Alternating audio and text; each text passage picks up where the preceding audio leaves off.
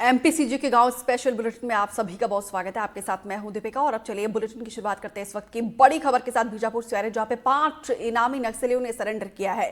Surrender नक्सलियों पर था 11 लाख रुपए का इनाम। 20 जवानों और 4 ग्रामीणों की हत्या की कोशिश पे ये लोग शामिल रहे हैं। बीजापुर में सुरक्षा बलों को बड़ी कामयाबी पर फिर से हासिल हुई है। 5 इनामी नक्सलियों ने पुलिस के सामने सरेंडर कर लिया है।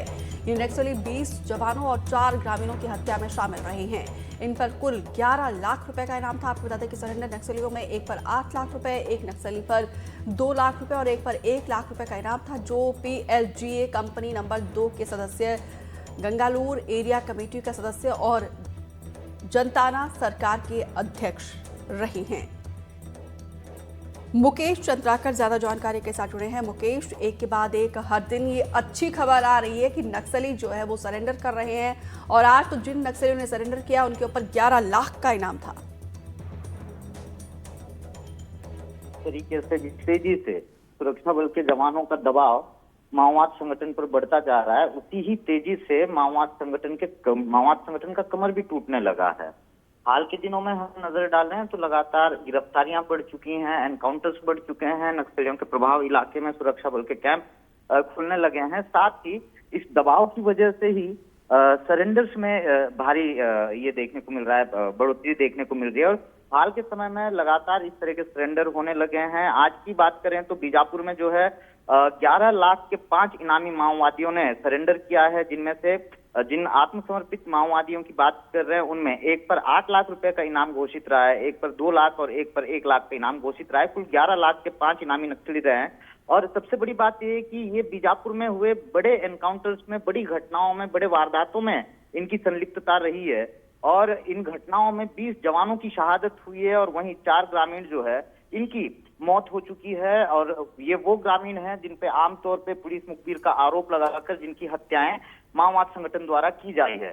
जो जानकारी पुलिस द्वारा दी जा रही है कि 2024 में ही करीब 189 माओवादियों ने सरेंडर किया है, वहीं करीब 473 माओवादियों की गिरफ्तारी हो चुकी है। 200 से अधिक नक्सली जो है वो अलग अलग एनकाउंटर्स मारे जा चुके हैं। तो कहीं ना कहीं ये नक्सल उन्मूलन पे सरकार और पुलिस के लिए बड़ी कामयाबी के तौर पर या बड़े ऐतिहासिक साल के तौर पर देखा जा रहा है। जी बिल्कुल, अपने आप में बहुत बड़ी उपलब्धि है और जो टारगेट है कि नक्सल मुक्त देश को करना है, उसी लक्ष्य के तहत एक के बाद एक कदम आगे बढ़ता हुआ नजर आ रहा है। फिलहाल विस्तार से जानकारी देने के लिए आपका बहुत बहुत शुक्रिया। एक और बड़ी खबर सूरजपुर से आ रही है, जहां पे अतिक्रमण के खिलाफ प्रशासन ने कार्रवाई की। 8 दुकानों को जबरदोज किया है। शासकीय भूमि पर बरसों से यहां पे कब्जा किया था। भुवनेश्वरपुर इलाके में की गई कार्रवाई। सूरजपुर में अतिक्रमण के खिलाफ प्रशासन ने कार्रवाई की है, जिसके साथ ही 8 दुकानों को जबरदोज किया गया है। आपको बता दें कि मामला भुवनेश्वर इलाके का है, जहां पे शासकीय भूमि पर बरसों से कब्जा करके दुकानें बनाई गई थी, जिसके बाद से ये कार्रवाई की गई है। जब कार्रवाई की गई उस वक्त की तस्वीरें भी हम आपको दिखा रहे हैं।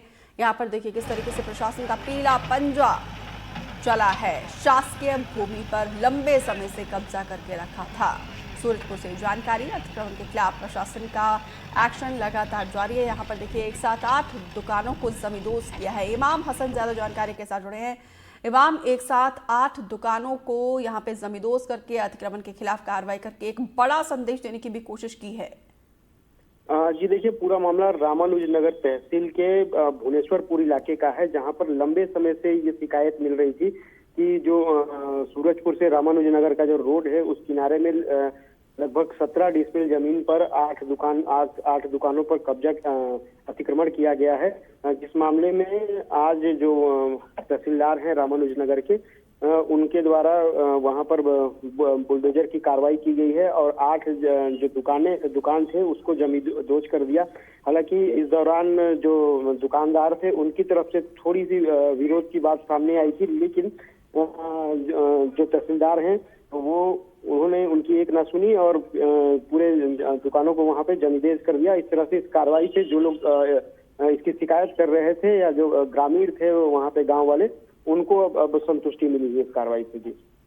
जी बिल्कुल, यहाँ पे जाहिर सी बात है ग्रामीणों को, क्योंकि लंबे समय से कितने समय से इन इलाकों में ये कब्जा करके रखा था शासकीय भूमि पर? लगभग 7 वर्षों से ये मामला वहां पर चल रहा था। कई शिकायत उन्होंने की थी, लेकिन इस दौरान वहां पर जाने के बाद थोड़ा विरोधाभास होता था, जिसके बाद वहां पे कार्रवाई हो नहीं पाती थी। और आज अचानक से जब वहां पर 3 दिनों पहले ही वहां पर नोटिस दिया गया था, उसके बाद अचानक से आज बुलडोजर पहुंचता है और इस प्रकार की कार्रवाई वहां पे कर देता है, जिसके बाद अब जो लोग शिकायत करता थे वो कहीं ना कहीं अब अपने शिकायत से संतुष्ट नजर आ रहे हैं। चलिए, बहुत बहुत शुक्रिया इमाम विस्तार से जानकारी देने के लिए।